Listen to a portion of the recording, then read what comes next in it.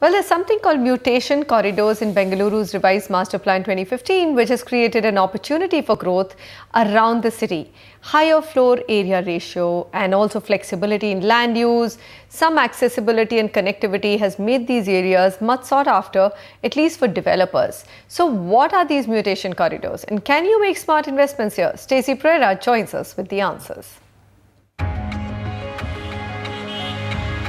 India's IT capital Bengaluru has been witnessing rapid growth extending outward of the city. While this does take away the pressure from the busy CBD, it also helps develop areas otherwise neglected.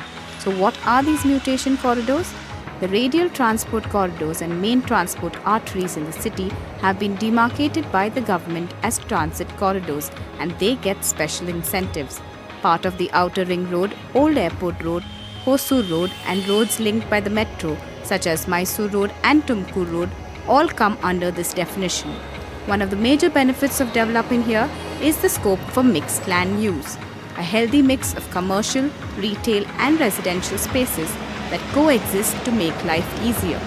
You've seen in last 20 years from Electronic City in Hosur to now, Thani Sundara Road in Yelahanka, all the way to the airport, people are acquiring assets.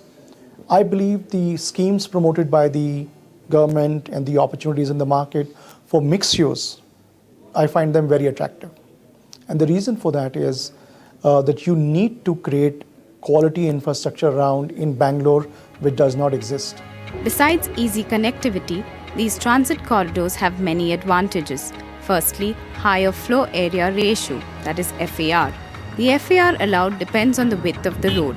Most of these corridors boasts of roads that are more than 30 to 40 feet wide.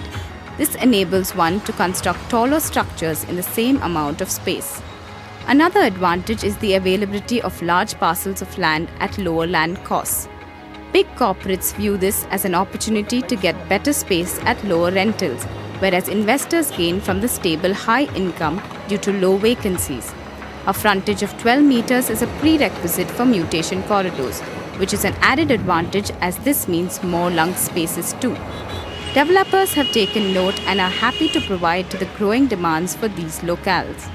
We are concerned as developers, we are conscious of the fact that there are a lot of professionals working within our parks.